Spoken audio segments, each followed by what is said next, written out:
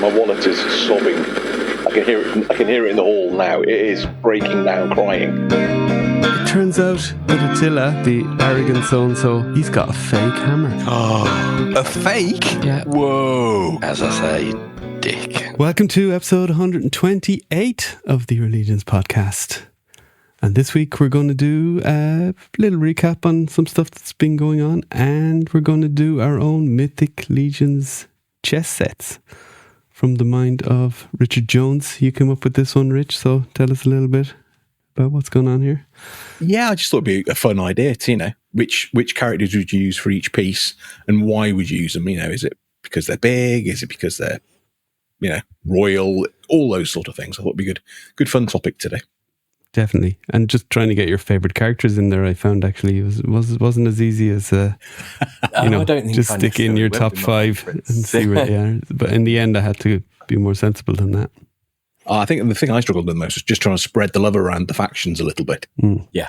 That was, so with the one notable exception, you can probably guess which one, who has none on the chessboard. Everything else, I had to get at least one or two in. Love it. And Mal, how are you? You got your test shots, did you, from week 2, or did you pick up some? I haven't received them, but I did order some. I got mine. Yeah. That's from the first week, though, right? Yes, yeah. Mal's the second week, wasn't it? Yeah, right. And, so what did you pick up then?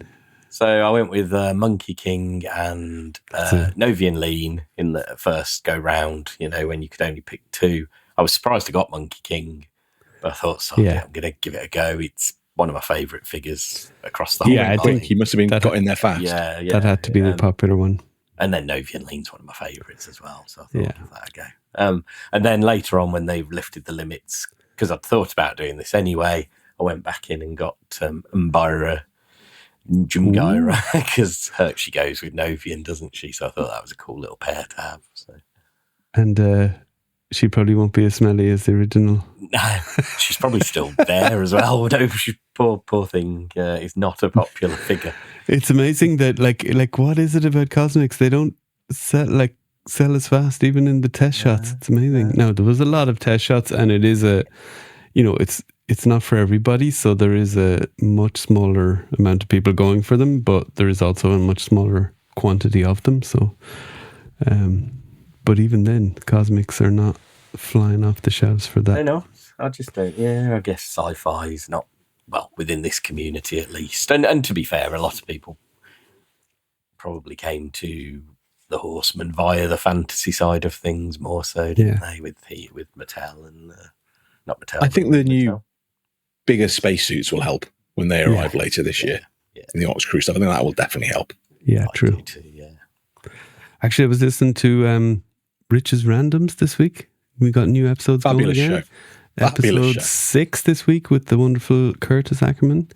And he was talking about his cosmic collecting and one of the questions there, and how he's just obsessed with the Tusk armor, anything with Tusk armor. So I think the question was about, how's your collecting evolved or whatever over the time, and he said he's able to kind of leave certain figures he just knows he doesn't need. He used to be just all in, and now he's like, maybe I'll get 10 of them instead of getting an all in, get like 10 of the ones I like, kind of thing, or whatever number, and it kind of made me think, the Tusk armor is good, and these new spacesuits are good.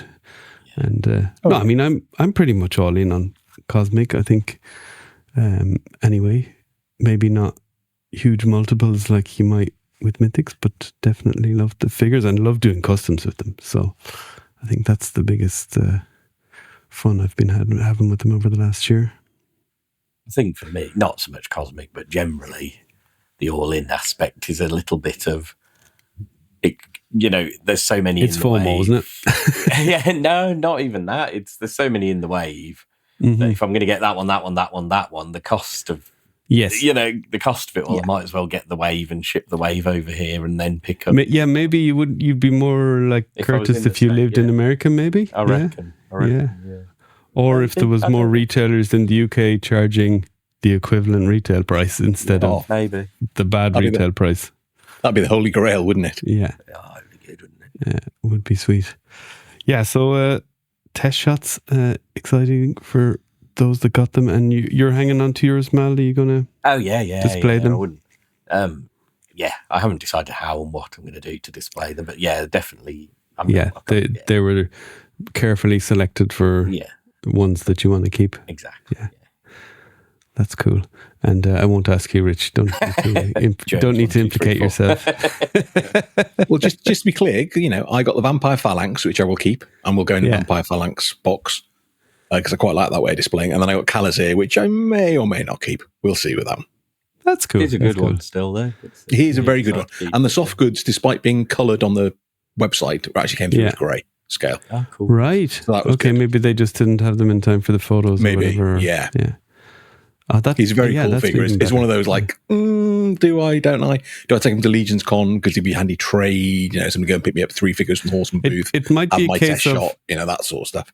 It might be a case of specifically either for a trade, less likely over here, unfortunately, but even a trade at Legions Con, if it's something you really, really like and you thought was out of your reach, maybe, or someone had this amazing custom that you There's a thought. Didn't want to drop money on, but were happy to trade the test shot. Yeah. On. Yeah. So that definitely it's a good idea. Yeah. And Silver Knight 2 then is also on the way. Shipping is not I don't think it's on the way to any of us yet. But no, I've not had a notice from. No. But exciting that's coming. That's a really cool Knight figure. Definitely. I got 3 of them, I think I remember. I think I got 3 as well. Yeah, I got 3 as well. I think it seemed to be, well, for you guys, it's under the one whatever 35. That was kind of the best value. For me, it was the sweet spot for the shipping where it didn't jump to the next tier. So, and it's a nice number, I think. I think maybe you could have one. Although with so many cool custom heads, I just love putting different heads on Knights. Be it like just another cool human head sculpt that's out there, or a cool helmet. Human head sculpt. The beauty is you don't have to match the armor color. So that's what I'd be trying to convince people at Legions Con. This human here could go on any of the Knights. I've just checked my spreadsheet because obviously I list everything on that, and I actually ordered 4 Silver Knights. Okay. Oh, liar, pants on fire. Yes, that still came under 135. So yeah, I went for 4. Well, 135 will be what people in America be dreaming of come, is it next Friday week? Or this day week? Yes. As this is released, because now any parcels from outside of America, from anywhere, will be not exempt for anything. So they'll be paying imports, which kind of rubbish we've had to deal with for years. So I don't know how your post system will be ready for that, but otherwise it'll be, first, it's going to be expensive anyway, and second, it's going to be a pain in the ass with all the admin that gets thrown on top of it. So I actually saw today article in the Luxembourgish paper, the Belgian Post have decided not to ship any parcels to America from Friday until they see how the situation goes. So, okay, really? To protect their customers, they said. Yeah. So, I mean, they're afraid of a load of parcels being returned and, obviously having to pay compensation or, get claims of compensation or whatever it might be. So, maybe sensible approach, yeah. So, if we're trying to ship stuff off to people before Legion's Con, I think it had to go this week, Rich. Definitely, yes. I sent a couple of parcels over to our wonderful friend, Mr. Anthony Houseal, who said he'd take them in for us and then bring them down to the con. Yeah, so thank you, Anthony. You'll be like me, just carefully and stressfully looking at the shipping, making sure it gets in before that Friday. Yeah, if you can actually hear sobbing, and it's not my wallet for this time, it's me from Bristol, then it didn't get through, and I've been charged like $80 or something for it to be released from customs. Yeah, it could be $80 per item, which would be even worse. I've heard. So I don't know, because there seems to be a big hammer amount, because we don't want to do the calculation at the moment, so it's just there you go. Fixed amount of this. It says it's either between $80 and $200 regardless of the value of the package and everything for the first few months until they sort it all out. Yeah, so that could eat into the profit margins at Legion's Con Big time. Just a tad. Just a tad, yeah. So, well, fingers crossed, this is the way of the world. We're not, I don't have any specific opinions about it politically, but it's just a pain in the ass. Yeah. Either way, Anybody in any country should pay extra duty on something they bought for themselves is madness. Yeah, I've always been against it over here. And indefensible. So and the UK government does it already. Yeah. And it's bullshit, quite frankly. There's no need for it at all. It's double taxation, really, isn't it? And then a gift. Imagine you're living in America and your mom sends you a box of tea bags from home and a couple of packet of crisps and, a couple of other things that you've missed from home. That's traditionally what all Irish people, when they live abroad, their mother sends them, the 6-pack of Tato crisps and whatever disgusting biscuits from your childhood that somehow still have a nostalgia value. Yeah. And the amount of times I've Irish chocolate or whatever, Sorry. No, sorry, John. The amount of times I've stood in the post office waiting to post something I've sold, and the person in front of me sending something abroad, and they've been asked what's in it, and they said chocolate. Yeah. It's always UK chocolate that they're sending out to relatives and friends abroad. But always, madam, it's it's the middle of the summer here, and it's like 30 degrees outside. That chocolate. Yeah. And it's going to Spain. Going to be in the box before, and Spain is currently on fire, so it will be hot chocolate when it gets there. Yeah, and then you'll have to pay for that as well. So that's the absurdity, It's a little bit different when it's a commercial thing. You could kind of justify it, but when it's just mom sending their kids chocolate, crazy. Yeah, that's. But yeah, it's always the bad, the bad people that try and take advantage of the system that make it bad for the rest of us.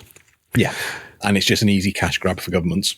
Yeah, basically. Absolutely, yeah, absolutely. Right, so should we get into? We got a little bit of promoting to do now. So we got a new sponsor. Sponsor's name is Rich. He's been busy designing heads with sculptors for Legions Con, and we're going to have. What are we going to have, numbers wise, on the table, Rich? Then for Legions Con? We will have 12 exclusive head sculpts at the event. Wow, we ramped it up from 2, didn't we? Yeah, we sort of. I say we. I got carried away. So 2 was a very sensible number, and then I got involved. And we've got 12. And we've also got a exclusive companion beastie as well. Right. Yeah. That will be available. We do, yeah. That's going to be very exciting. And we might even have a little special box art for that. And we definitely will. Box. Yes. Yeah, that might be in the works for the beastie. And I don't want to get people too excited, but if anyone buys one of the exclusive sculpts, then there will be a hand-drawn print, signed, numbered, to go with it from yours truly. Now, don't all stampede at once. That's the selling point right there. But no, hopefully everybody likes them. I had a lot of fun working with Gianluca to design them. And I know, Mal, with the Beastie, you had a lot of fun working with him as well to design that one. Yeah, that was fun. So, hopefully people like them. What did I do? Oh, nothing. Nothing. You weren't part of this time. Yeah. There you go. You looked after the strings. Yes, that's true. That's true. I it came to Dad every time to pay the bill. Yeah. Well, and thanks to our patrons and people that support the show for allowing us to be a little bit more like that. But it is a little bit like one Starbucks has come to the village. They sold a few coffees, and now there's like 12. That's kind of how it's gone this year. I'll be brutally honest, and I'll say it quietly because my family aren't that far away. If I hadn't run out of money, I'd have probably commissioned another 5 or 6 again. But I'm just flat broke now. I'm just gone. So, how many headstands do you have? Probably not enough. I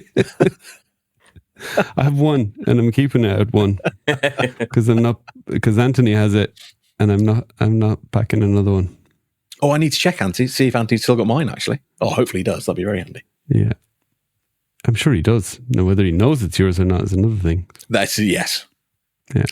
Well, we'll find out if he wants to go on Rich's Randoms or not, if there's a debate over the headstand. You can ask it added to your questions. Yeah, exactly, yeah. Do you have my headstand? What?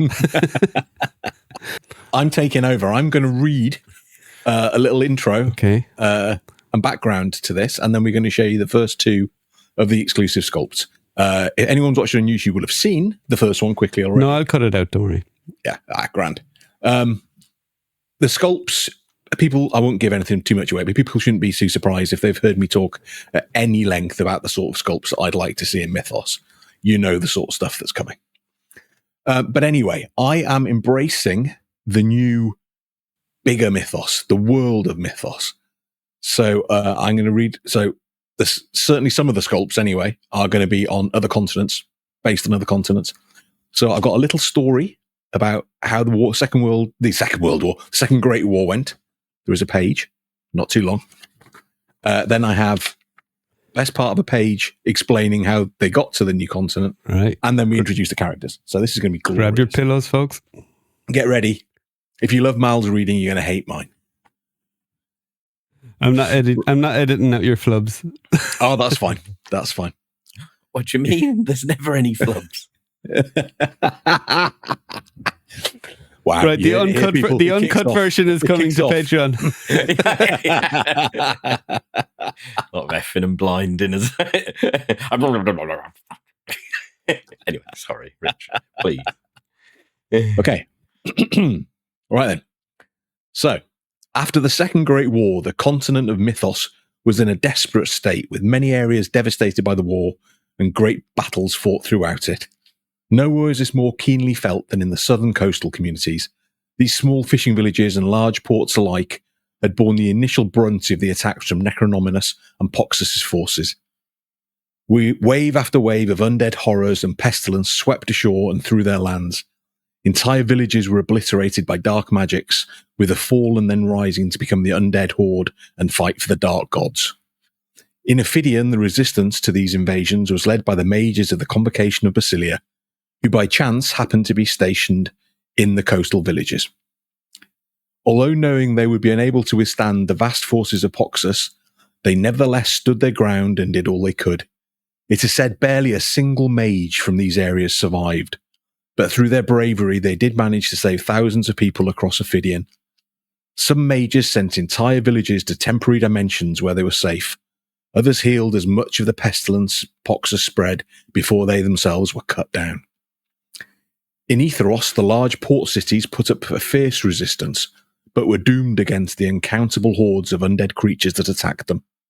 Trading vessels of all sizes fled and took as many people as they could, but they still left hundreds of thousands left in the port cities themselves.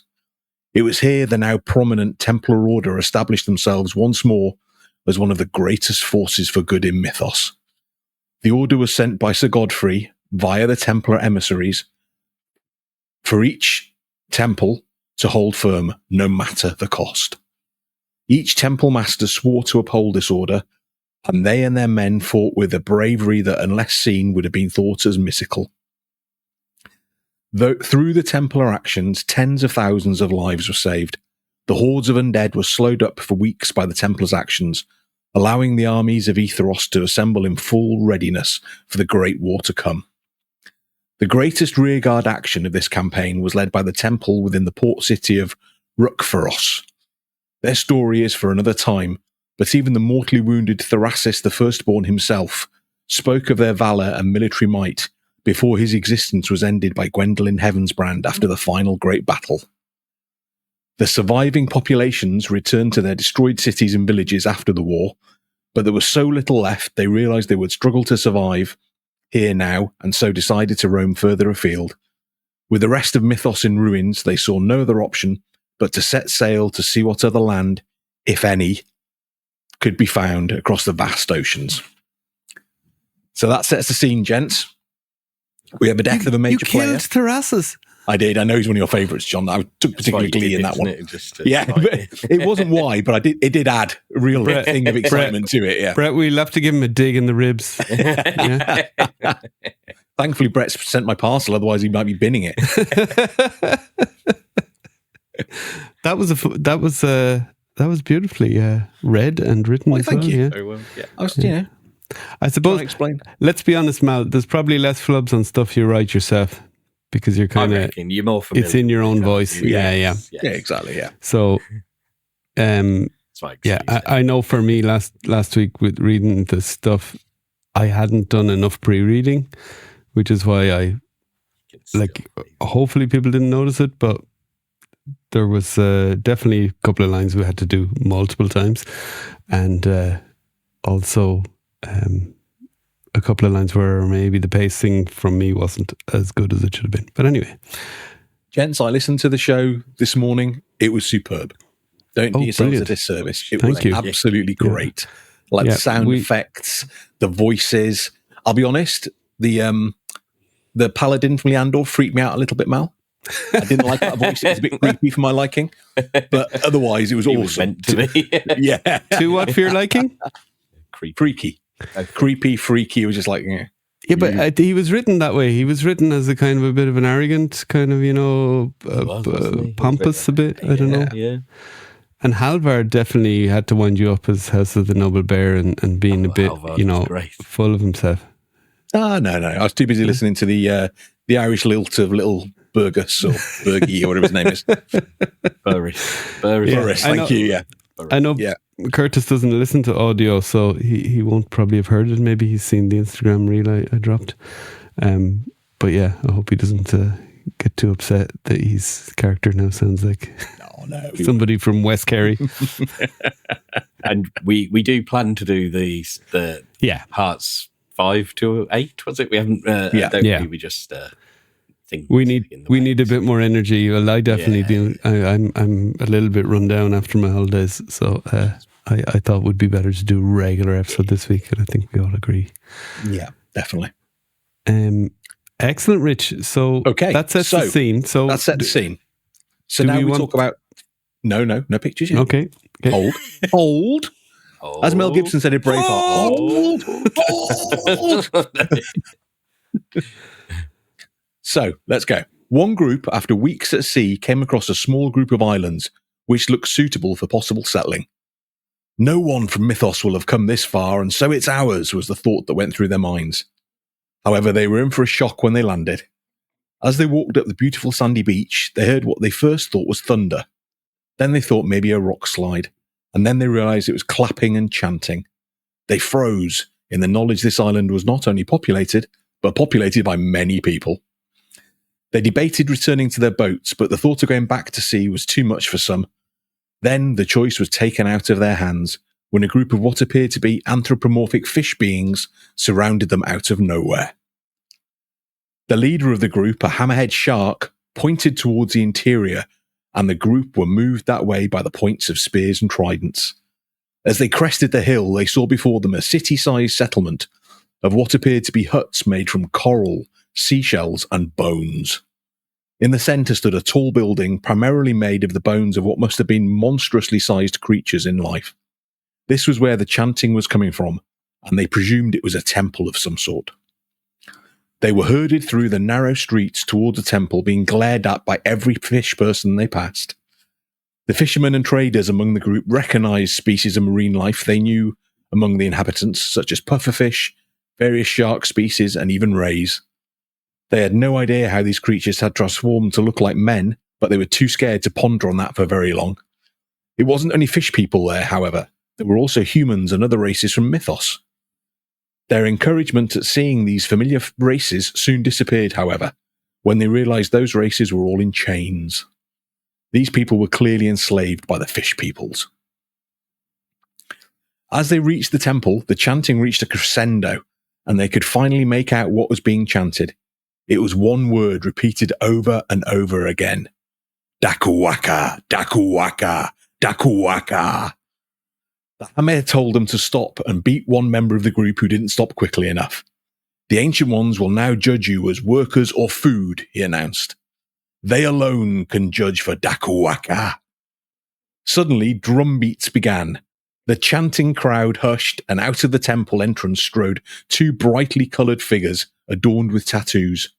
These sea species were unknown to the Mythosonians, but they were a terrifying sight to behold. I've got to say something. You were bananas. I was desperate to say. I love that they batter their food before they eat it. Fish battered. They're obviously Scottish. Thank you. Amazing. Thank you. So You were bananas. Dakuwaka is actually a shark god from the Fijian culture. So is I did it? steal that name. Okay. Yes. That does sound like some sort of a chant that, like a haka chant for rugby or whatever, that maybe the Fijians do. Yes. Right. Okay. So two brightly coloured creatures walk out. John shows the first head sculpt. Boom. Here we go.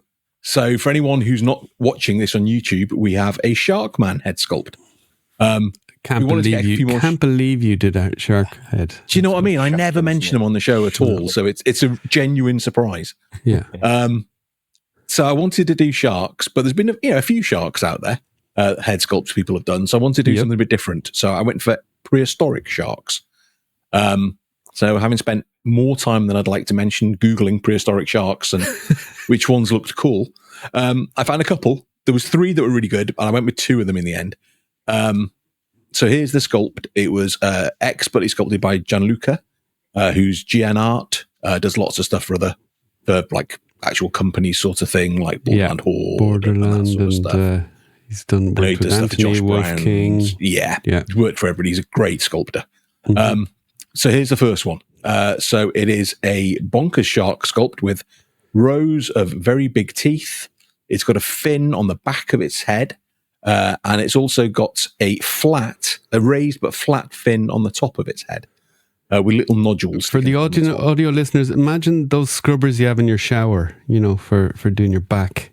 There's ones like that, Yes, and in the actual shark, the flat fin was further down its back, but obviously, for effect, we now moved it to the top of its head. Yeah. Yeah.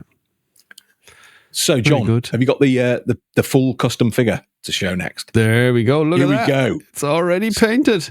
So there is the figure. This was wonderfully painted by Mark Calvo, and Mark printed it as well. So thank you very much indeed, Mark, for that. So here is the first of the 2 brightly coloured figures. It's using a Azar and Ilgar body combinations there. And then the trident. You got the patina from Ilgar. That's awesome. Yes. And the trident is from AliExpress. It costs like £4. Wow. It's very cool. Yeah. Just like that, not painted around. Like that's how it came. Yeah, it just comes like that. Yeah. Wow. And then there's a little bit of like Hessian on the waist piece, because when I put them together, I realised that the Ilgar belt didn't cover the top of the legs. So okay. I think though, having talked about all that, we should clarify it is the head sculpt we will have, not that particular one, but a version of the head sculpt will be for sale. Yes. Won't it? There will be unpainted head sculpts for sale. Yes. Yeah. So you can paint it a normal grey colour, anything you want. Yeah. It can be a space shark, bright colours, just whatever you fancy. If you want to use it on, is it a Xenothon? The grey body? That's a good one for Sharkmen as well. Yeah, so really nicely done here. The yellow. So this obviously fits in with your story, basically. This is the character. It does. Unfortunately, we've shown these in the wrong order, and I should have told you that. So can we see the second one as well, John? Because the stories don't make sense if we do it out of order. Okay. And here is, sorry, that's poor planning on my behalf. And here is the second head sculpt. This is a really unusual shark from the prehistoric period. Its main feature is that it has just one row of teeth right down the middle of its mouth on the top and bottom. So there's no teeth around the sides. It's just down the middle, right? Which is a bizarre adaptation. I'm not quite sure why it evolved like that, but it did. So Sharkman head, one set of teeth on the lower jaw in the middle, one set in the upper jaw, and then a cool shark fin on the top. And then some gills nicely battle damaged here as well. Yes, there's some battle damage on the fins, and then there's some gills on the side as well, and a bit of battle damage there as well. So real bruiser. You can tell he's a badass, yeah. Yeah. And you want to see the custom then? And let's see the painted custom one. So here we go. Beautiful. Again, wonderfully painted by Mark. So it uses a Zaza body and an Ilgar combination. Mythic Legions trident and a shield from AliExpress. It's a very cool shield as well. It is. There's some great stuff out there. Rich, just get like a dozen of these to sell as for $10 on the table. I think. Well, people have heard me say it costs like £4 now. I'm going to be like, lynched if we're trying to sell them for a tenner at the event. Well, you did all the hard work getting them delivered. Don't get me wrong. I'm not saying that thought didn't go through my head when I ordered these. And I did debate it, but no. Okay. Yeah, so it's the head's painted blue. Obviously, you can see a little bit better, particularly if people zoom in. You can see the one row of teeth in the top and the bottom. Very good. Right then. So here we go. Here come the stories. The first of the two creatures was clearly a shark of some kind, but the Mythosians had never seen a bright blue shark before. He was clad in what appeared to be ancient armor, corroding and oxidizing. He carried a shield bearing water serpents and a trident weapon. But it was when he spoke that he truly became strange. His teeth were not around the outside of his mouth, but instead they were down the middle. "Lord Eddies," said the Hammerhead, "these outsiders have arrived on our holy shores." With that, the Hammerhead bowed and stepped back from the prone prisoners. The intimidating blue shark slammed his shield into the ground so hard the ground itself shook. He then approached the Mythosians and walked slowly around the group, raising some of their heads with the point of his trident. "Humans have reached our shores, Steth," he said to the other brightly coloured shark. "We have hunted them and enslaved them for millennia, but now they have found our lands. We must take this news to the Council of Ancients." Anyone who's listened or watched our podcast knows I have a big thing for sharks. And I would love to see them become canon in Mythos one day. This is me just talking generally now. I should have made that clear. In the meantime, I wanted to do some creations of my own. So this is based on an actual prehistoric shark called Edestus was the species. Nobody wants to look it up. Okay. And then go back to the yellow guy for a second, John. Yeah, of course. So this is Steth, the guy he was talking to. "Let us think on this, my friend," replied the bright yellow shark to Lord Eddies. "If this is the start of the expansion of the peoples of the North Continent into the wider world of Mythos, then it is not just a matter for the ocean clans." "The rest of Mythos be damned," replied Eddies. "We rule the oceans and are the true masters of all." "The other continents and the empires within them would disagree," said Steth. "The Order of Beathir is backed by a dragon, one who, if reports are to be believed, has woken again. Let us question the humans first to know if this is the start of an expansion or an invasion. The other creatures here can be food for the people. Take them away, and we will feast tonight." With that, the Hammerhead and other guards took the non-humans away. The remaining Mythosians were herded to a building away from the temple to await their fate. So there we go. Amazing. Great bios. Yeah, very cool. Bit of So story. I wasn't planning to make the shark people evil, but they are full on evil. Yeah. And I managed to do a close-up here of the shark with the lovely. teeth down the middle, so you Thank get a you, good John. view there. Look at that. So that is, I hadn't noticed that when I was looking at the sculpt itself and turning it and twisting it to get the screenshots. It's amazing. It's just a really cool feature and a genuine Spiky thing, you know. tongue. It's Yeah. So it obviously yeah. evolved from that. So people can paint these any color they want, obviously. But I had a spare Zaza and Azar around, so it was like, let's go brightly colored.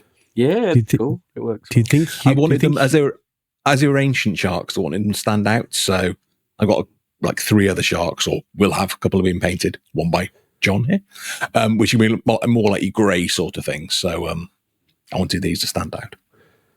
And do you think that humans may ever evolved from this kind of teeth configuration? Can you imagine?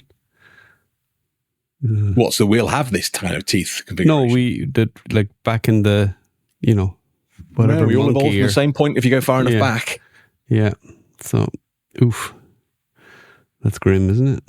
It'd make cleaning your teeth easier. Or you might gag a little bit as you got to the back. There's the teeth go all the way back on the tongue. Ugh. Maybe, yeah. Ugh. There we go. So So that's the first 2 of the 12 exclusives. Keep watching the show, guys. We'll be showing the rest over the next few weeks. I'll also put the figures up on the Cabal and on Instagram with the bios and everything there as well for people. And as I said, there'll be unpainted versions of the sculpts available exclusively from the Euro Legions podcast table at LegionsCon. there you go. And we also had some more stuff to promote for our friends. Is that right? We do, yes. So, good friend of the show, Mark Calvo, I said he painted the sharks for me. He's been working with Diego, who goes by Moaiway on Instagram. Really good sculptor. We've shown loads of his stuff recently. Sculptor, yeah. Yeah, and Mark's a great sculptor and painter and everything. And the two of them have been working in collaboration on some things to go with all the new knights that we've had out recently. Right. And they will be launching these. Sorry, John. They'll be launching these for sale in the next couple of days. It's so probably Saturday when people are listening to this. Okay, so it's not a Legions Con thing. This is something. It's not, no, and they're selling the SDLs, so people can buy them and print them out themselves. I think you did originally say Friday, so it might be as people are listening to this that they're up for sale, perhaps. Yeah. So, but yeah, so basically, they've designed a range of helmets that fit over the new knights' heads. Right. So like Sir Elijah, Sir Enoch, Adalric, the skeletal versions of them, obviously. So there's 1, 2, 3, 4, 5. I think it's like 5 or 6 different heads. You got one like a very traditional Crusader style, quite tall, pointed one with a nose shield, but then a bit of the helmet that goes underneath it. You got one with a full face shield. You got a Conquistador style one. I really love that one. You got another one with a lower face shield with this like breathing stuff through, and then just a couple of more like man-at-arms type helmets that you might see on a knight wearing or a medieval soldier wearing as well. And then they've also done one head sculpt as well to go with it. So there's a human knight head sculpt, which is amazing as well as part of the set. Yeah. Shall I play the little video that Mark sent through? Yes, you can show please do. How these work. So there you go. You can pop the helmets on. This is all done over the chainmail skeleton face. So yes. The one that comes with Elijah, is it? Yes, yeah, but they'll fit over Adalric and all those sort of head sculpts, basically. They'd probably fit on skeleton builders and that sort of They probably would. well, won't they? Yeah, they probably would. And there's some more painted versions, of course. Spectrum Mark. Yeah, and he's used a Valiant Knight body for these. Yeah. But obviously, there's plenty of Knight bodies out there and available, including some of the cheap Legion builders still as well. So, yeah, these are awesome. And they look, I don't know about you guys, but I think these look amazing. Yeah, they're awesome. Yeah, really cool. Again, it's just extra character you can give to your figures without having to do too much. Yeah. And there's the one with the face mask. Yeah. And there's that Conquistador one. I love that one. Yeah. Skeleton. So, well done, guys. I mean, always great to have people collaborating. So, Diego with the designs, and then, so that's Moaiway, Diego, yeah? He is, yes. And then Mark with the printing and painting. So, you have all your bases covered there. Yeah. No, great stuff. And I said, so these aren't exclusives or anything. They'll be available for sale Friday or Saturday as SDLs. Yeah. And I'm sure Mark will print some and paint some. I'm sure there'll be people that will have them as prints and maybe even painted versions eventually. Yeah. As Rich finishes his McDonald's, whatever. Milkshake. Milkshake. What did you? The sugar is the only thing keeping me awake, I'll be honest. I got water in my LFC glass, Mal. Wow. To keep my thirst dealt with. But yeah, I need the sugar from the milkshake. Yeah, football is back. There you go. And football's back. United are losing already. It's all back to normal. I mean, let's give it a couple of weeks because. I mean, that was a match that was, wasn't probably they expecting to win at the moment. I think United have to win all the crappy games that they weren't winning, Mal, isn't that it? Yeah. And then worry about the top 4. Yeah, exactly. Yeah, that'll take care of itself. Yeah. I know, but I can't resist digging him out a little bit. He knows it's fun, yeah. And then American football will be starting up in September. So, yeah, then we're back. Yes, I was looking forward to that. And then the Commanders have had a couple of absolute thumpings in pre-season. So, okay. We'll see how that goes. Did they get any new players in, or? They signed loads of new players, yeah. And the pre-season is like they were Premier League football pre-season. You can lose every game; it doesn't matter. It's what happens when it goes live. That's a lot of players are rested or don't play much and that sort of stuff. So it's right. Shall we get into this Mythic Legions chess thing then? Because otherwise, we mightn't last till the end. Is that right? Well, you guys would be fine. I'd just be like, yeah. Well, after a milkshake, I mean, I wouldn't. I'd either be on my way to the bathroom or asleep. Yeah. Hopefully that doesn't occur. But if I do jump up all of a sudden, we know the milkshake's gone through me. Okay. So, chess. I'm sure everyone is on some level familiar with chess. So these are the pieces that are in play. We got the king, the one that you're trying to kill. That is the goal in chess, to kill the king. You got the queen, the bishop, the knight, the rook, and the pawn. So the pawn, there's 8 of them. I don't know how you guys have approached it. I've just kind of gone for 2 different types of Legion builder for each set of pawns. Yeah, I have too. Mal's face suggests he hasn't. No. I'm going to let others go first because I have a feeling I might have stolen something Rich was thinking of. If not, then okay. And what we're going to do, just to be clear, so there's in chess, white plays against black, and we're going to do white as the legions of light and black as the legions of dark. So that's how we're going to do the sets. And there is, in chess, there's 2 bishops, there's 2 knights and 2 rooks. So, obviously in chess, it's just 2 of the same pieces, but we're not going to be that boring, I don't think. Oh, no. So I've done 2 different characters for each of those pieces, 1 king, 1 queen, and pawns, as we said, a couple of Legion builders from the different groupings. A little bit about chess. So chess can be traced back to the ancient Indian game of Chaturanga. I'm sure I butchered that pronunciation, but sounds about how it's spelled. So, can't go better than that. 6th century, that is from.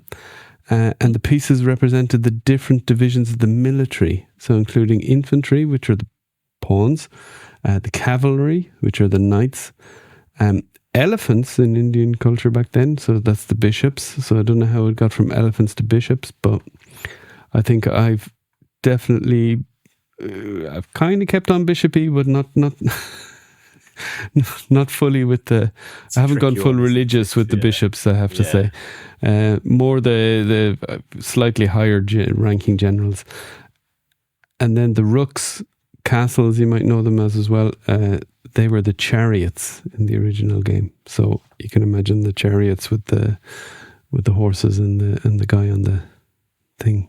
So the real, I would say that's kind of big, the big bruisers. Yeah.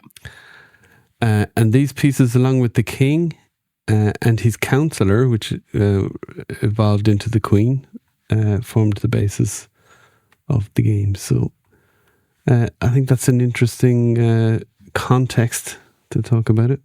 It is, and I can confirm, having very quickly Googled it, and I'm sure whatever AI told me was correct, that it changed from an elephant to a bishop in the 12th century when the game arrived in Europe, where elephants weren't. Nobody knew what an elephant was. So elephants were cool, and we decided, let's go over. We're in Europe now. Let's make it boring. Basically. Yeah. So apologies for that.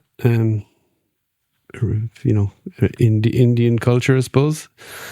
And there's a lot of good Indian chess players these days. So it's still a very popular game over there. So how are we gonna do this? I think it would be incoherent if we just went piece for piece. So I think we'll go one person's light set, the other person's light set, the other person's, do set by set. How we do that. Mm-hmm. Rich, as it was your idea, you can go first to set the ground rules, and myself and Mal can scramble in the background if we realise we have completely messed it up. Sticking with mine. I like mine, so I'm sticking with whatever. Or at least you can reframe it. I'll start off by saying that I tried to spread the love around the various factions. You're always spreading the love, aren't you? Yeah, with one very, very notable exception, who's got no entrance on this list. If you listen to the show, you'll know which faction that is. Yeah, but the Legions of Light do not include this faction. They sort of do. They helped him in the war. Yeah, they do in mine. And there's some non-Legions of Dark in my Dark Legions of Dark. Well, but I I'll haven't. discuss I that when we have. get there. I have not included them or the Red Suns. So there you go. Good man, John. Sons Get of the those Red Star. filthy barbarians out. Okay. Right then. So, as the king, I would have Ethron. So, a super majestic with that cool armor, and inspires loyalty. I mean, what else do you need in a king? I'm not going to go through too many bullets for each of these. That's just, I thought that was a really cool figure. Yeah, and we're not doing pictures for all of these because who has time for that? You can go to Source Horseman if you don't know what Ethron looks like. Though why are you listening to this if you don't? Let's be honest. Then for the queen, I have Xylona. Good pick. She's the most regal of the four great beasts. Regal queen. And when her antlers are back in their battle pose, she is super powerful. And the queen is obviously the most powerful piece on the board. So this I had forgotten about, but now I'm really hoping they do the announcement of the Xylona 2 in soon, battle, because with the battle antlers, that'd be amazing. And if they don't do it, I'd see which of the four horsemen employees you're chasing around Legion's Con to try and correct it or give out about it. Okay, so my first bishop. So I thought religious-ish. So I had to pick somebody from the Order of Ethron. So I went with Sir Ignatius. It's got wonderful pearlescent armor, so very flashy armor. And the sort of winged helmets attachment gives that sort of angelic feel to him. So Fantastic, I thought he'd be a good fit. And then for Bishop 2 is Hera Serpentspire. Oh, that's a nice one. That was a bit left field. Yeah, she looks like a priestess of sorts. So again, fits in with the religious thinking. Described as a priestess. There you go. And she has a very fancy staff. And like bishops, like medieval bishops, always had the fancy staffs. And I'm sure there's a technical term for them, but the fancy stuff. So I went for her. The two biggest staff. Yeah. Oh, God. Yeah. She can't hold it, but it's there. My Hera's arm is like that, even though it used to be like that. Yeah. Or a hand, sorry. She's just having a good time. Right then. So for the knights, first up, it had to be Magnus. Go on, do your Magnus, Mel. Sorry. Do your Magnus voice. Oh, I forgot what it was. Well, it was something this, wasn't it? This is a flash forward to the next recording. It was like, how did we do that voice? Fortunately, we went to do the ones I remember. You're true. He's the baddest knight in Mythos, so he's got to be in the chess set. Yeah. And how can you not have that head sculpt in the set? It's a beautiful beard. It's a beautiful head sculpt. So I had to get him in. It's like you with hair, basically. Yeah, pretty much. And a lot less grey. Oh, well, we don't know. I mean, what age is Magnus? I mean, you didn't have grey at some point. He's probably about... Anyway. I always imagine... Or he uses just for Magnus men. I was going to say, I imagine a bit like Chuck Norris. So Magnus doesn't go grey. Grey goes Magnus. He's a Durgar. I like that, Mal. Okay, then. And for the second knight, so I went a little bit off-piste here. And the knight to me is the sneaky thing. There's no like horizontal movements and vertical and diagonal. It's like, no, I'm just going to go wherever I want within reason. As long as it's an L. Yeah, they start going all over the place. So I wanted something sneaky. So I went with Kai Patcher. Oh, yeah. So, yeah, he's a sneaky little so-and-so moving in all directions. And he strikes when you least expect it. Nice. This is probably my ineptitude at chess as much as anything that I think, where did that knight come from? What the hell? But yeah. In one of the original versions of chess, apparently the queen also could do the knight move as well. Really? That would spice things up. Yeah. The queen doing the knight always spices things up a bit. It's the Arthurian version. It is. Right then. So for my... I'll be referring to the rooks as castles because that's what I've always called them. So I base my figures on that.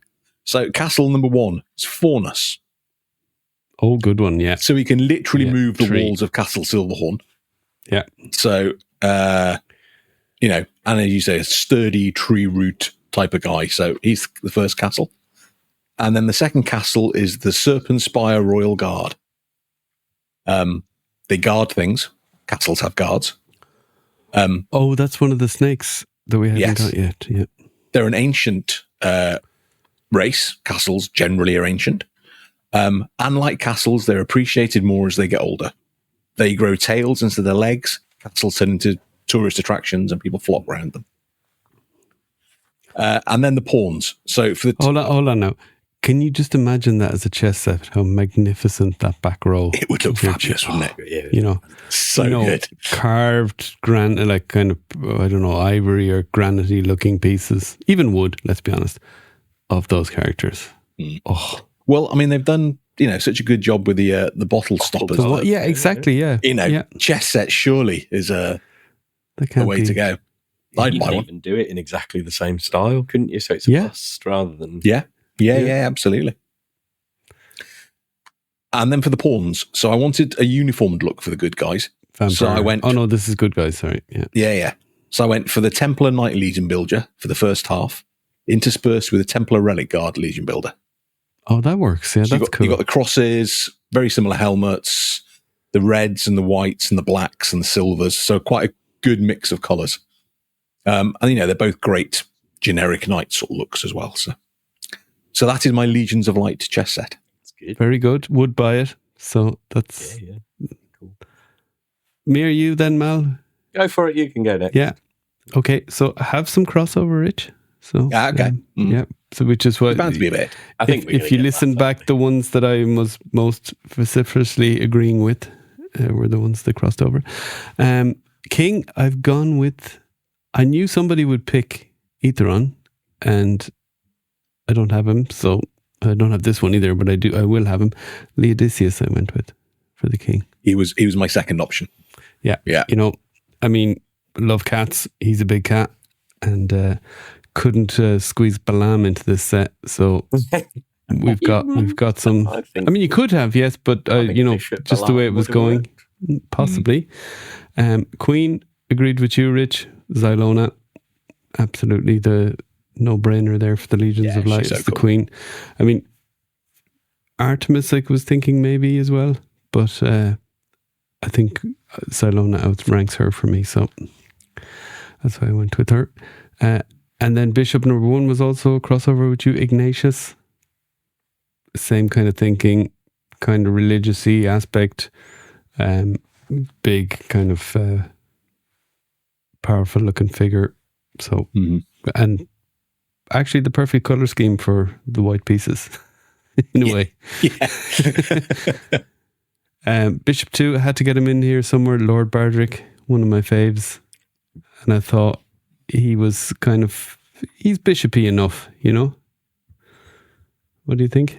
Yeah. I don't see why not. No. He's a good character, and I think he'd work well in the chess set, but then no way is he bishopy. Maybe as No. a knight then, or He's a cool figure, though, and he's got that cool sort of like wooden Oh, that headdress or whatever. dress, Yeah, headpiece yeah. sort of thing. So that gives it like a sort of, And he's Lord, religious element. so Yeah. Yeah. You get a pass on that one, John. I'm happy with Okay. that one. maybe as a I'd buy knight him if as a not figure. happy with the bishop. But yeah, I think No, I'd buy him as a bishop. I'm not, not criticizing John. And for the Legions of Light, then I thought their knights, they had to kind of, they have to work hard here. So, knight number 1 is Sir Gideon on his horse Bishop. So, sticking with the chess theme, the knight is a horse, but here we have Gideon on Bishop. Ironically, not a bishop. Maybe that would have been the most obvious bishop to have. But Gideon on Bishop, I mean, he's probably one of the best knight figures we have. You can say this or that about his bio character. I think the Gideon 2 bio especially is awesome. So That'd be an amazing looking figure. despite the fact he's in Etheron, he has to get in there. And then I think if you're going for fancy knights like that on horses, you have to go for Leodicius as the king, just so we can tower over them yeah, exactly. because they're so big and so cool. Yeah, exactly. Yeah, we don't want the knights to be the biggest pieces on the board. Knight number 2, to balance things out a bit, I want a knight it's going to kind of get into the back ranks of the Legions of Dark, kind of, catch them unawares. Duban on Boreas. I went for. So, he's the ranger. He can kind of be the one up the board, causing havoc, while, Gideon is standing back and kind of defending other pieces, pawns probably.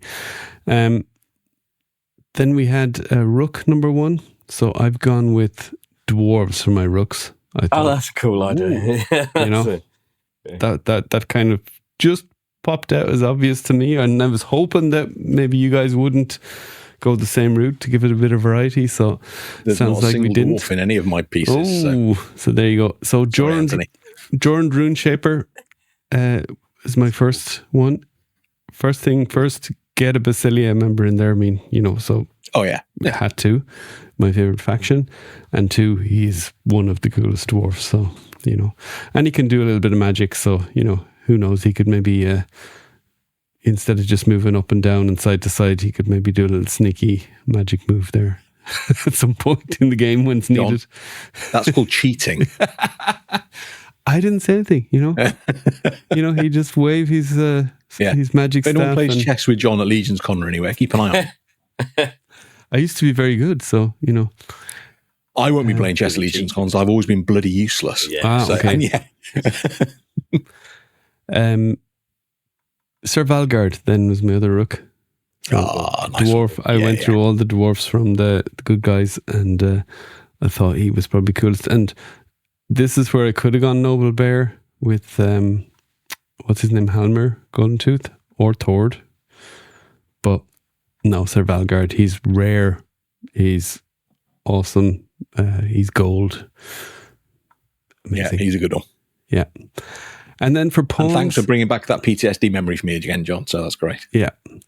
For pawns, could have gone the Templar Knights. I didn't want to go any of the other knights because we have knights on horses there. So I went for a mixture of Zylernian Guards and Silverhorn Sentries. Up the front there. So like that. Yeah. So they're going to be doing the pawn stuff, kind of.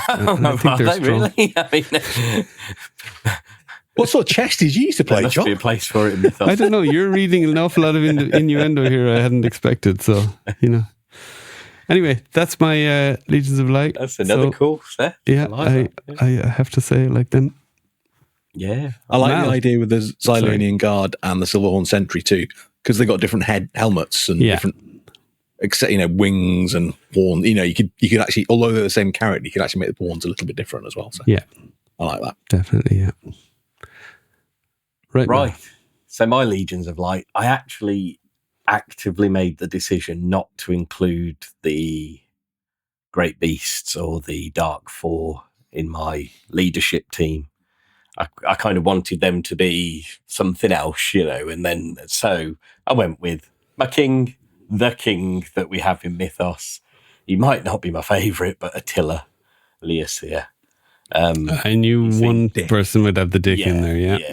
He just seemed perfect for that king piece in the middle with his headdress and all that. So I am glad because I've already done the YouTube thumbnail and I did put Attila in there. I thought probably someone would pick him. He's kind of obvious, but again, I wanted to get that. Yeah, I didn't want to pick Leodicius because I thought that was one maybe people wouldn't think of yet because it's not out. So, yeah. Cool. Love it. The Queen, funnily enough, one you thought about, and I think she kind of matches with what I'm doing in terms of Attila, and that's Artemis Silvercord. I'd actually go with the young Artemis, where she's actually a princess, but I just think the design of the character I prefer. Just overall, I think she looks better. First Bishop, Rich and I had the same idea, Hera Serpenspire. Brilliant. Same reason, she looks grand. She looks like she's in ceremonial dress, and it would look quite dramatic on a board as that kind of character. Bishop 2, again, kind of had the same idea as you guys, but I went with someone else. I went with Gadriel. again. Oh, nice. Yeah. Yeah, again, I was thinking the presence on the board with the wings and the, and again, it was that religious. I did wonder about Eosif, but I just think, I don't know, I went with a classic, I think, and female. I liked that fact that I'd done, two female bishop characters. I think it's quite cool to balance. No, it's a good call, that, Mel. Yeah. And then when John mentioned, in our chat about, I think cool if it's someone on horseback, I was like, yeah, that would look awesome as it'd be a giant piece, but as a piece. So my first one was Magnus Ombalius. Yes. The knight, the ultimate knight. That was another one of my choices, nice. And I was like, okay, I just have to sacrifice here. Yeah, I just think he's the badass, isn't he? He's the knight, as I say. He's Mr. Knight. He'd be the knight like that. You've seen that video where they reenacted something, and the guy on the horse hits the guy dressed as a knight and knocks him into the middle of next week. I mean, I don't know if the guy even survived. He hit him so hard, but they were trying to show what happens when a horse in armor runs into people dressed in armor. Yeah. So I'd imagine that as Magnus. He just goes straight through. Yeah. Everybody else is like fighting, and he's just like boom, plowing through them. Yeah. That'd be cool. If this was a chess video game, can you imagine the battles when Magnus kills a pawn? Stop it, Magnus. He's dead. What? He's dead. And then the other night, I thought this would be a bit different, kind of cool looking. And I get my favourite figure in there. Atlas on Bodvar would be the second night. That is a good shout. Even Rich has to admit that. Even I have to admit that's a good one. It would look striking as a knight character, wouldn't it? Yeah, definitely. Then the rooks / castles, I went with the idea of, so I always think the rook piece basically looks like the tower of a castle, doesn't it? It's that kind of vibe. So I went with big characters. Didn't want to go as big as the trolls. So our first one almost looks like a walking castle, Surugchak. Yes, brilliant. Yeah. Yeah. And then this one was a bit of a, who do I go here? So again, I kind of just went with one of my favourites. But it works. He's quite ornate. He's the Noble Barch set on, you stick it on. Oh, yeah. Really yeah. That works, yeah. With the big shield and the helmet. He just has size to him, doesn't he?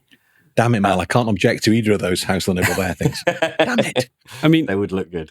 Obviously, the figure is better than Noble Barch one, but the name is better. Boltlord the Tower was what I was thinking when you mentioned that. Yeah, I mean, for the castle, but I think the Noble Barch is a better figure for it's more for what it is, that dramatic, cooler armor to him. Yeah. And then the pawns, based on sort of what had been said about multiple characters, or Rich had a type, didn't you, rather than an actual character? Yeah. So it made me think, because I'd written the Silverhorn Sentry. But then I changed it after you'd talked about that. And I was like, the king's under the mountain. So we get dwarves as our little carrot, as our yes.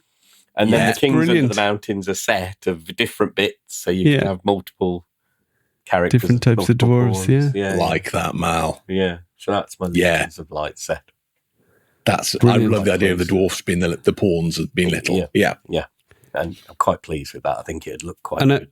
I'm so glad that one of us didn't do the Legions of Light, that they picked the more kind of regular characters, the less super beings, for the king and queen. Thought that was cool. Yeah, I thought. Yeah. Awesome. So now we got Legions of Dark. Now this is where I think things could go anyway, because I know when I was trying to figure out mine, I was like, whoa, I could pick so many things for different figures here. So, Rich, back to you for this. Do one of you two want to go? Because I obviously nicked the limelight last time, didn't I? And then you just going, yes, I got the same. Should we do it in reverse then? Shall I? Yeah, Mal, if you still have the energy, let's go. Yes, yeah. Well, so with my Legions of Dark, there was an element of balancing it out. And as I say, a couple of these I realise aren't actually part of the Legions of Dark, but for balance and the look across the sets, I went with them. So, King, balance again. It's his enemy. It's a bit story driven. Gorgo Etherblade. He's awesome. Yeah, have to get him in there somewhere. Yeah, and I think he'd look good again in that on the board. And then I was like, who could play opposite Artemis? Who was that? And I was like, well, there's I've forgotten the name here and now, but there's the vampire Lucretia. She'd fit in that, but she doesn't look quite impressive enough maybe to be that central character. So I went with Morgulith. Nice. Yeah, great shout. One of the leaders, and the headdress adds to that ornate nature. And it does. Looks to. I mean, she's running until Necronominus came back. She was running the show for those guys. So That's it. And then Bishop 1. This is one of them that isn't strictly Legions of Dark, but was kind of a balance, and who gives off that Hera vibe, who's got a more sinister vibe. I thought Arya the Talon Bearer would be a good one. Oh yeah. She's got that priestess element to her as well. Gives off the Hera vibe, as I say, but a bit more evil looking and sinister. We don't know if she is yet, really, but she's a bad guy, isn't she? Yeah, bad. The people making the chess piece would love you too, Mal, with a small dragon having to go around. That'd be quite cool, actually, wouldn't it? Carving away there with their little magnifying glass, going, who designed this? And then this is probably, in some ways, the weakest, but one of my favourite picks. And it was like, who on earth? And I was going through them, and I was like, and then there's a little fat herbologist who is perfect.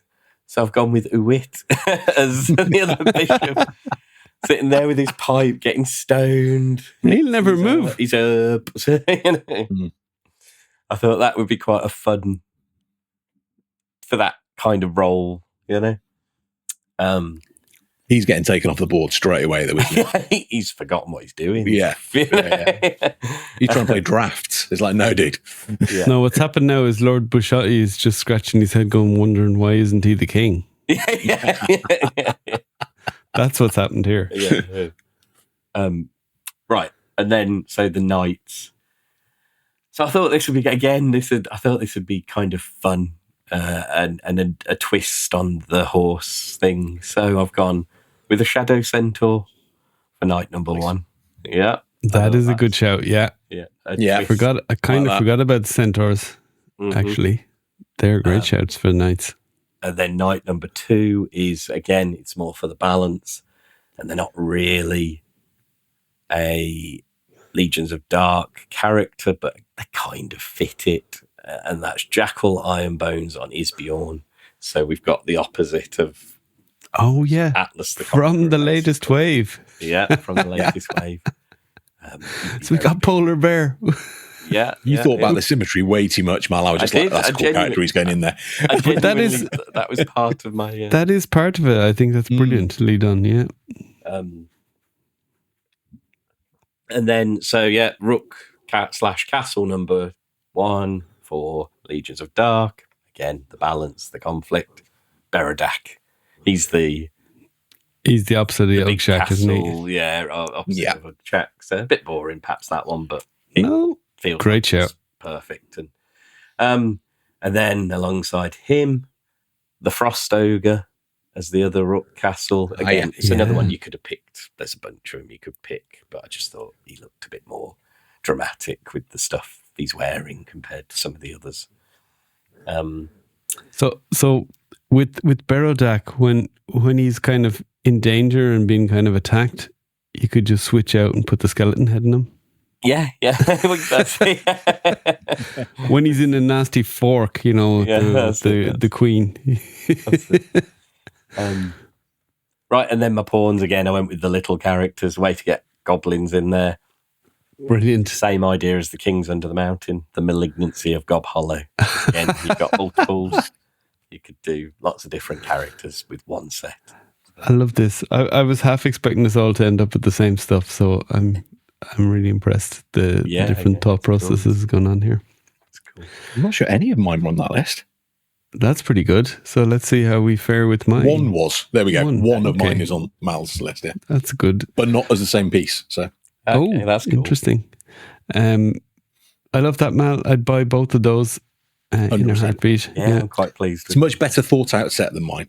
I just like to point out at this moment, I haven't got any horses in mine because originally I was trying to keep them all as just normal sized pieces. So hence my Legions of Light are all just normal sized. And then I got to the Legions of Dark and just gave up on that. And I got 2 absolute brutes as the castle. So the set would look really weird. It'd be like dum dum dum, and then there's just like this couple of big guys on the end. So yeah. Right. Well, in reverse order, it's me then.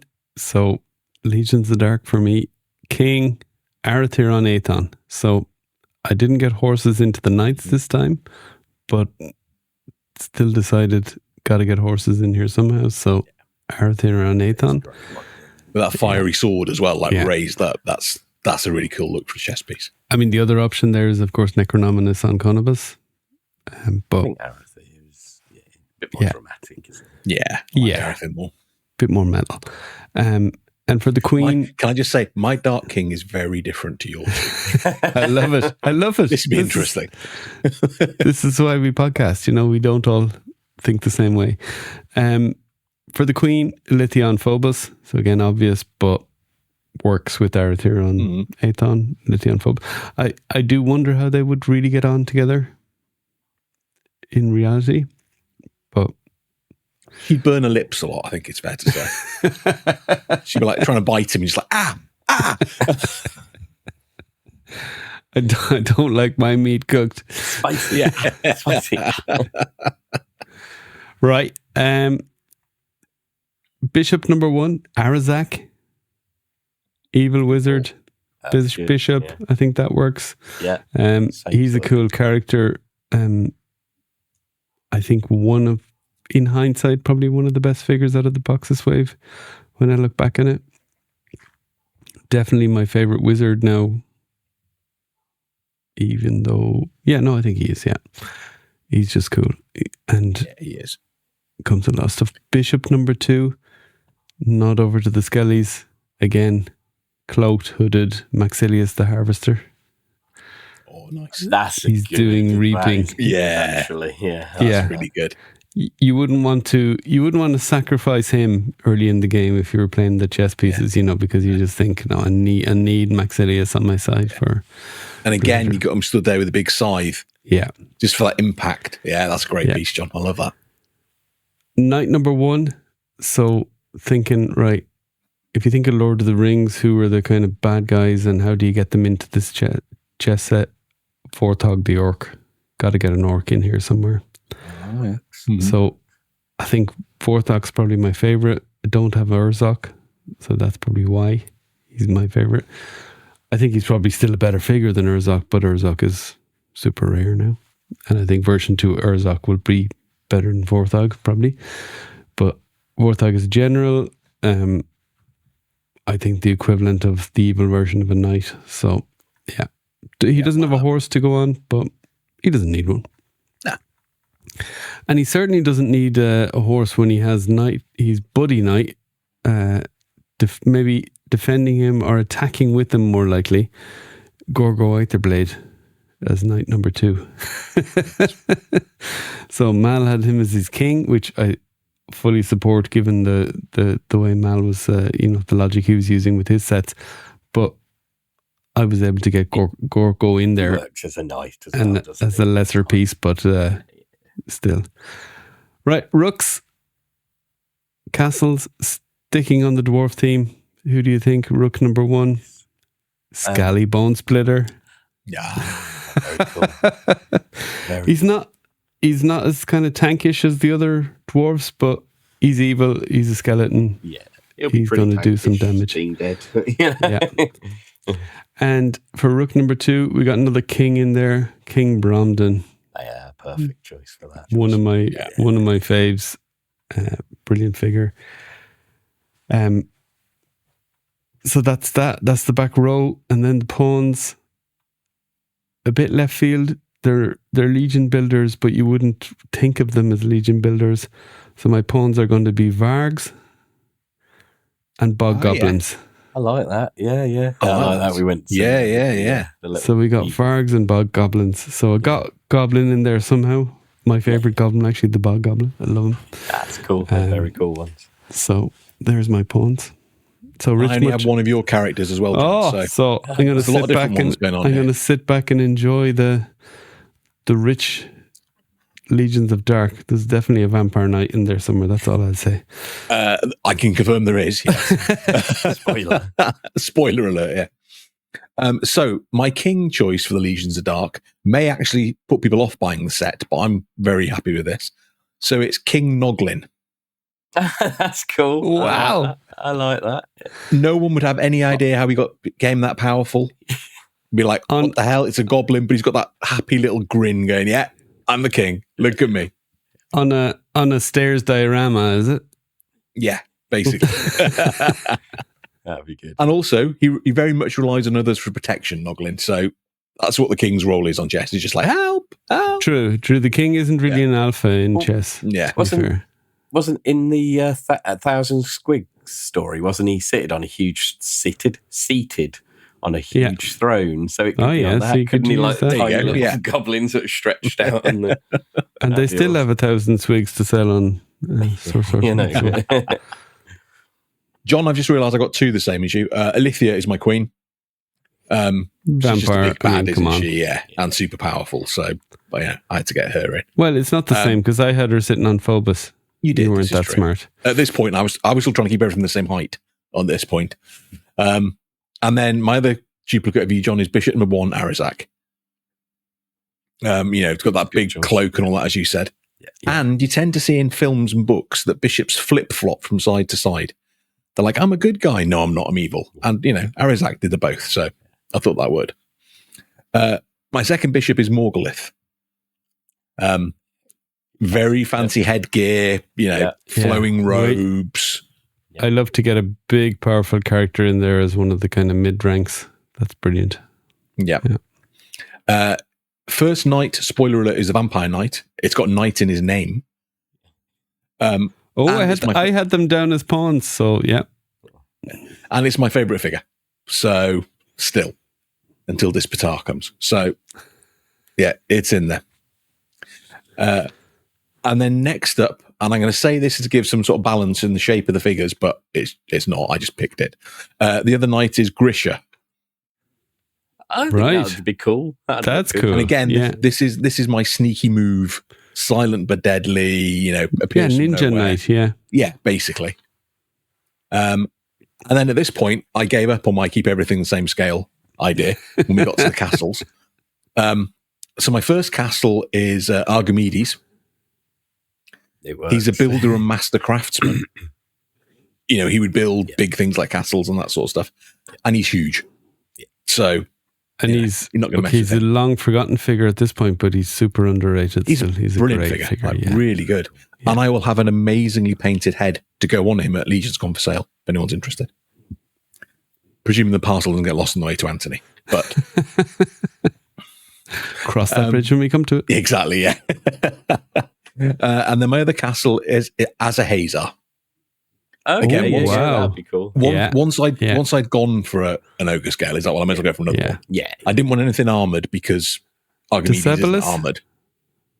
No, I'd already had 3 vampires down on my list. I was trying to limit it. You don't want too much blood on the board, do you? Yeah, it gets spliffy. People are falling over. It's just mayhem. Can't see the squares anymore. Exactly. I also really like with him the idea of just the big demon horns.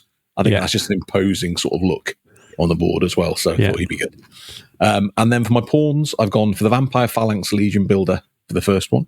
Yeah. I wanted something very generic, and it's black, so it fits in with the Legions of Dark look as well. And he's a vampire. Woohoo.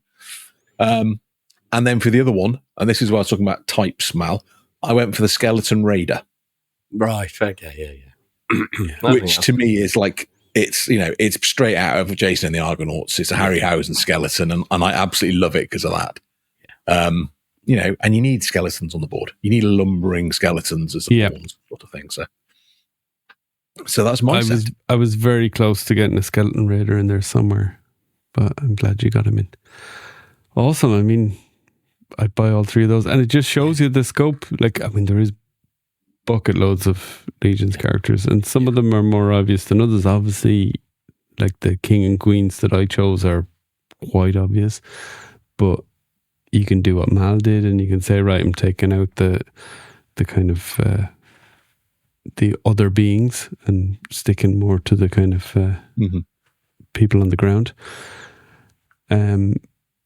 Love it. Yeah. Yeah. So there you go. Mythic Legions chess. There's potential Mal's there. Aesthetically looks much better than mine. So I'd buy Mal's. But they're all good. No, I think they were all excellent. I really like the dwarves as the castles, as the rooks. I think it's a cool idea. Yeah, I think I hit gold there with that one. Yeah, at least. And I'm slightly annoyed with myself. I didn't think of the little guys as the pawns, so I let myself down there. But there we go. I think they were but we covered it as a 3, you know. Exactly. So, you know, we all have our own strengths and weaknesses, and we covered them all. All right, guys. Well, do we have anything more we want to say this week? Or my All-Stars 6 arrived earlier today, and I was so tired when I got home from work. Not only did I open them, I forgot the box was here. So I'll be opening those at the weekend. I've got 2 insane days of work coming up, one of which I'm away for as well. So this weekend, I'm going to have a lot of fun playing with some All-Stars 6 figures. And you haven't had them in hand yet, have you? I've not. No, this will be my first time in hand. So I got an all-in, and then I got 2 extra Sir Enochs and 2 extra Sir Andrews. So I just took my hand in the box. I just opened my box, you know, of extras that I got.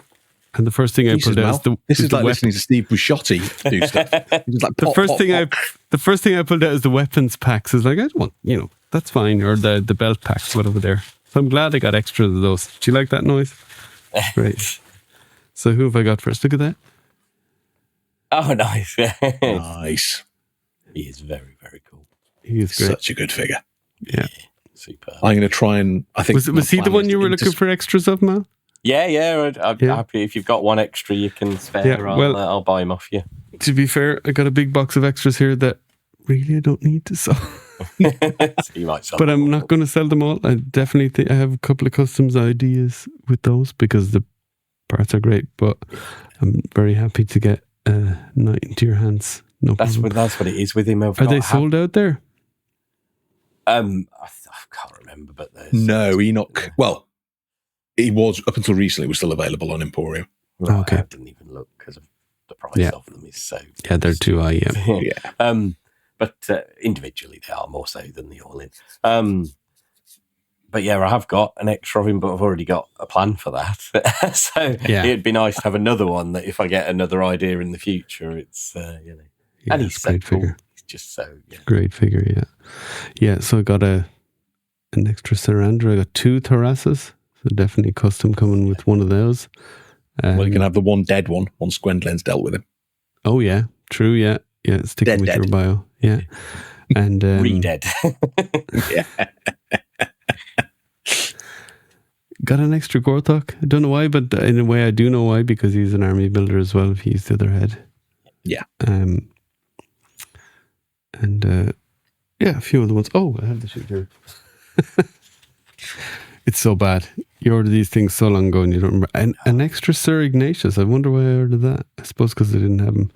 An extra Scally Bone Spitter. That's good. That's a good one. Yeah. And 2 Sir Enoch. Oh, good. Nice. Oh, nice. And the belts packs. Happy days. Yeah. My plan is to pick up some more extras of a lot of these at Legion's Con, it has to be said. Yeah. This rate, I might have to buy another Buell, completely unrelated in a few. But my current one, she has just decided she does not want to stand up all of a sudden. She's been. Well, why is that, Rich? 2.0 ankles. She's been absolutely fine. And then, like a couple of weeks ago, last week, whatever it was, when the weather was a bit hot, suddenly I heard her go. So I went to put her up, and she just will not stand up anymore. I don't know what's going on. Stick her in the freezer for an hour. It probably is what I need to do. Yeah. Because even though it's cooler now, it's still a bit muggy. And humid, and I, without getting on a rant about 2.0 ankles, but I found once they do go, even if you use like figure stands and that sort of thing, they just they're just not strong enough. They'll just take the stands over as well. I mean, let's be honest, unless it's a really heavy stand. It's not a bad one to have a second one of anyway, is it? To use for parts. So if I do decide to do that, just the accessories and that exactly that. The belt, chimera, not the chimera. Yeah, well done, John. Yeah. It's like bit my tongue in half. Well done, Padawan. You're learning. I'm trying, Rich. Every day I'm trying to be better. Just before we go, can I do a shout out for something I'm very excited about? Yeah. Corsair Creations on Instagram. They are doing a pirate themed line called Realms of the Black Tide. Oh, yes. The Four Horsemen have been involved in helping them sculpt and design the characters, and it will be going up on Kickstarter very soon. First wave, I assume that, first funding wave, that I don't know if they'll unlock anything. I've not spoken to anyone. This is just me excited about something that I've seen. First wave is going to be 3 captains, one of whom is human, called Captain Alistair Morningstar.